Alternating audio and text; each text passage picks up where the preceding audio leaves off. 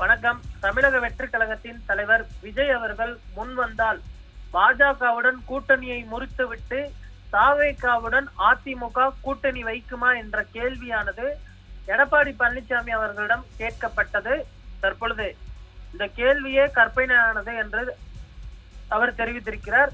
தற்பொழுது மக்களை காப்போம், தமிழகத்தை மீட்போம் என்ற சுற்றுப்பயணத்தை அவர் தமிழகம் முழுவதும் மேற்கொண்டிருக்கிறார். முதல் கட்ட சுற்றுப்பயணம் முடிந்ததற்கு பிறகு தற்பொழுது இரண்டாவது கட்ட சுற்றுப்பயணமானது மேற்கொள்ளப்பட்டு வருகிறது. இந்த நிலையில் அவர் மக்களை சந்தித்து வரக்கூடிய சூழலில் தற்பொழுது நாளிதழுக்கு அவர் ஒரு விரிவான ஒரு பதிலை பேட்டியாக அளித்திருக்கிறார்.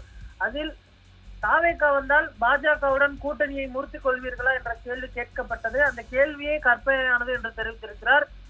தாவேகாவுடன் அதிமுக பேச்சுவார்த்தை நடத்தி வருகிறதா என்ற கேள்விக்கு எங்களின் அரசியல் உத்திகளையும் தந்திரங்களையும் வெளியே சொல்ல முடியாது எனவும் பதிலளித்திருக்கிறார்.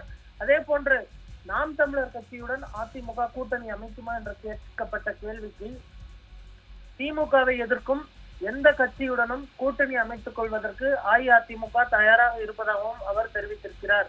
அதே போன்று தமிழக வெற்றிக் கழகம் அவர்களுடைய தலைவர் விஜய் அவர்களை முதல்வர் வேட்பாளராக அறிவித்திருக்கக்கூடிய சூழலில் தற்பொழுது எடப்பாடி பழனிசாமி அவர்களை பொறுத்தமேனால் முதல்வர் வேட்பாளராக ஏற்றுக்கொள்வார்களா என்ற ஒரு கேள்வியும் எழுந்திருக்கிறது. அதே போன்று தமிழக வெற்றிக் கழகத்தின் தலைமையில் தான் கூட்டணி இருக்கக்கூடிய சூழலில் அவர்கள் அதிமுக தலைமையில் கூட்டணியில் இணைவார்களா என்ற கேள்வியும் எழுந்திருக்கிறது. ஒருவேளை துணை முதல்வர் பதவி அல்லது அமைச்சரவையில் இடஒதுக்கீடு கொடுத்தால் தாவேகா இணையுமா என்பதை பொறுத்திருந்துதான் பார்க்க வேண்டும்.